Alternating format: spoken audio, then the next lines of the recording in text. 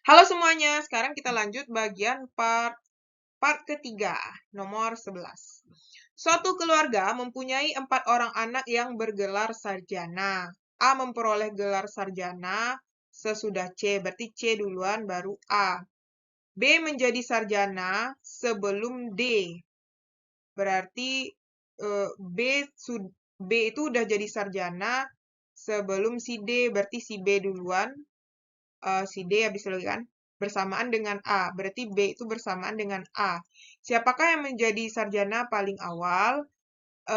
Berarti tuh di sini otomatis si B kan. Enggak. Ini otomatis si B, baru si D. Berarti yang jadi sarjana paling awal siapa tuh? Si C. Ya kan? Jadi nomor 11 itu adalah C. 12. 6 mahasiswa duduk berurutan dalam ujian wawancara. Tini tidak bersebelahan dengan Sila dan Tia. Jadi katanya gini kan, 6. 1, 2, 3, 4, 5, 6. Jadi Tini tidak bersebelahan dengan Salim dan Tia. Nila duduk di dekat Tia. Tini duduk, nah kita lihat biasanya bagian terakhir nih. Tia duduk di urutan terakhir, berarti si Tia di sini. Siapakah yang duduk di urutan kedua? Nah, kemudian kita lihat di sini, Salim tidak ingin didahului Harto dan Harto bersebelahan dengan Tini. Jadi di sini Nila duduk di dekat Tia, berarti Nila di sini tidak dekat Tia kan? Mana dia tadi? Nila duduk di dekat Tia, Tini duduk di dekat Jufri dan Jufri duduk di sebelah Nila. Berarti Jufri di sini, Tini di sini, ya kan? Tini itu kan di dekat Jeffrey. Salim tidak ingin didahului Harto dan Harto berarti Harto di sini. Nah, otomatis di sini adalah Salim. Nah, yang ditanya siapa yang duduk di urutan kedua? Berarti otomatis siapa? Harto. 12 jawabannya adalah yang E. Oke, paham ya? Nah, sekarang kita lihat soal nomor 13 sampai 17. Dalam suatu antrian, syarat-syarat yang harus dipenuhi sebagai berikut. Ahmad ada di belakang Yeni. Kita buat ya, 1, 2, 3, 4, 5, 6. Ahmad ada di belakang Yeni. Kita buat di sini Ahmad ada di belakang Yeni.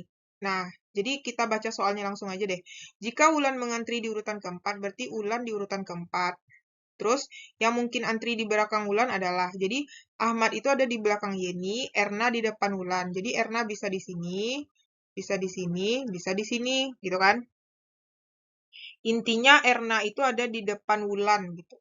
Nah, terus kalau kita misalkan di sini, nah Erna ada di depan Wulan. Terus mana lagi?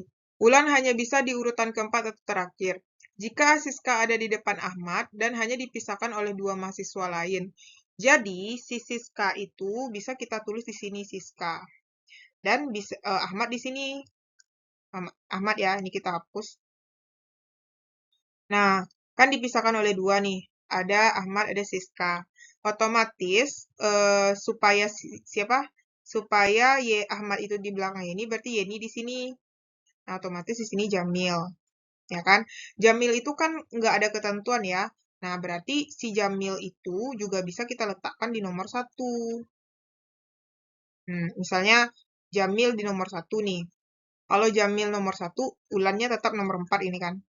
Nah, otomatis si Erna ini tetap di depan. Misalnya kita ganti Erna tuh di sini.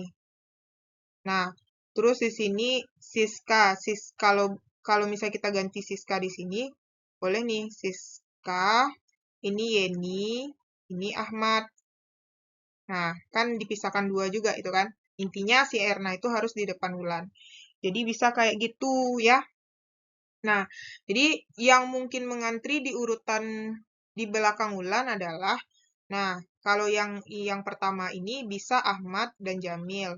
Kalau yang kemungkinan kedua itu bisa Yeni dan Ahmad. Berarti jawabannya adalah yang C, Ahmad, Jamil, dan Yeni. Oke.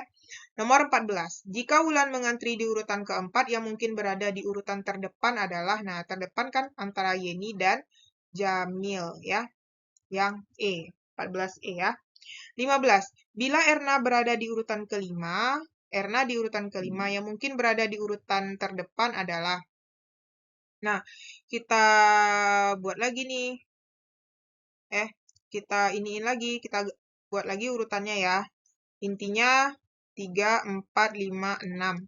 Jadi si Erna itu di urutan kelima ya. Dia syaratnya Ulan di urutan keempat.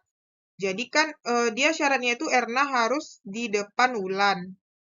Erna di depan Ulan. Nah, nggak boleh berarti kayak gini. Berarti si Ulan harus terakhir.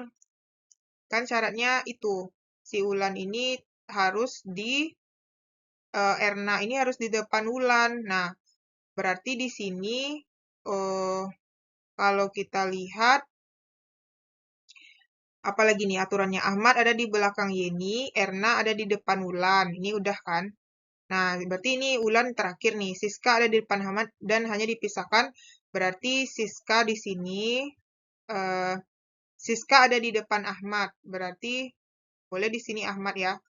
Ahmad, di sini Yeni, di sini Jamil. Di sini baru si Siska. Nah, kan dipisahkan oleh dua mahasiswa nih. Nah, berarti yang mungkin di urutan terdepan itu adalah berarti si Siska. Ya kan? Nomor 16. Bila Erna berada di urutan kelima, satu-satunya mahasiswa yang mungkin berada di paling akhir. Nah, si Ulan. Ya, yang B. Karena si Ulan itu hanya boleh di urutan keempat dan terakhir. Oke? Nah, 17. Bila Ulan berada di urutan terakhir, Ulan terakhir nih, Ahmad mungkin berada pada urutan ke. Nah, berarti Ahmad itu adalah di urutan keempat. Jadi jawabannya yang D. Karena si Ulan terakhir nih kan. Gitu. Paham ya? Kalau ada pertanyaan boleh komen di kolom komentar, bisa kita diskusikan.